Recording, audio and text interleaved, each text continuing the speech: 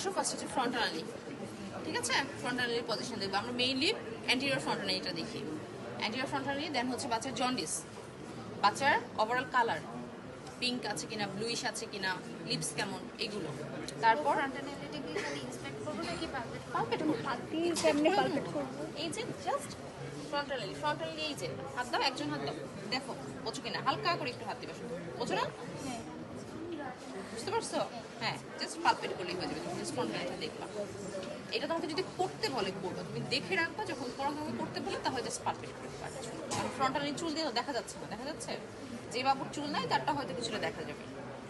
Colour, jaundice, ফ্রন্টালি, umbilical রিজিয়নে কোনো infection আছে কিনা, কর্ড স্ট্যাম্পে কোনো ইনফেকশন আছে কিনা সেটা, অ্যানাস, ইউরেথ্রা এগুলো ডেভেলপ করেছে কিনা, আর হচ্ছে সাকিং রিফ্লেক্স, মোরো রিফ্লেক্স, আর টেম্পারেচার।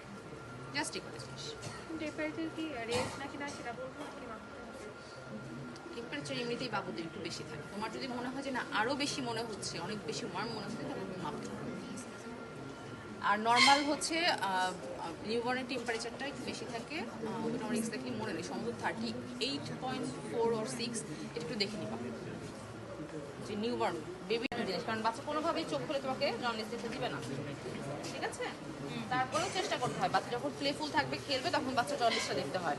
বাচ্চার জন্ডিস, বাচ্চার colour, generalized colour, Moro reflex, sucking reflex. Sucking reflex আমরা কি দেখি, আমরা হচ্ছে চিনের দুই পাশে হালকা করে স্ট্রোক করি, বাচ্চা সেই পাশে টার্ন করছে কিনা, হা হচ্ছে কিনা, মাউথটা ওপেন করছে কিনা, ঠিক আছে? এটা মেইনলি বাচ্চা যখন জেগে থাকে তখন দেখলে ভালো হয়, এখন বাচ্চাটা খুব একটা রেসপন্স দিবে না।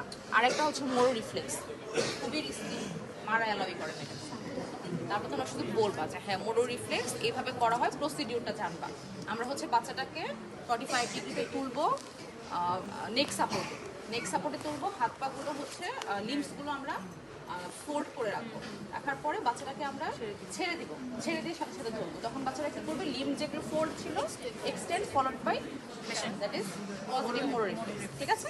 এইটা জাস্ট শুনতে চাই থিওরিটিক্যালি তোমরা পারো কিনা, কারণ বাচ্চারা এটা মারা অ্যালাউ করে না, ম্যাডামরাও করতে দেয় না, তোমাদেরকে করতে বলবেও না, জাস্ট তোমরা শুনে রাখো, জেনে রাখো। বাচ্চার শুধু এইটুকুই। আর কিছু জিনিস দেখতে হয়, বাচ্চার বাওয়েল, ব্লাডার, অ্যানাস ঠিক আছে কিনা, ইউরেথ্রা অরিজিন হয়েছে কিনা ঠিক মতো, আম্বিলিক্যাল রিজনে কোনো ইনফেকশন বা কোনো কিছু পয়েন্ট, ব্লিডিং, কোনো পাস পয়েন্ট, কোনো ইনফেকশন কিছু দেখো কিনা, জাস্ট এই জিনিস। বাচ্চার টেম্পারেচার ঠিক আছে কিনা, বাচ্চার টেম্পারেচার সাধারণভাবেই মায়ের থেকে বা আমাদের থেকে একটু বেশি থাকে, সেটাকে আবার ফিভার বলা যাবে না। আর হচ্ছে ফ্রন্টালি, ঠিক আছে? ওয়াইডলি বাল্জড কিনা, ডিপ্রেসড কিনা, এই দুটো জিনিস। বাল্জড থাকলে আমরা কি কি চিন্তা করবো, ডিপ্রেস থাকলে কি চিন্তা করবো, জাস্ট এই পয়েন্ট, আর কিছু করার না। আর মায়ের এক্সামিনেশনের মধ্যে কি আছে,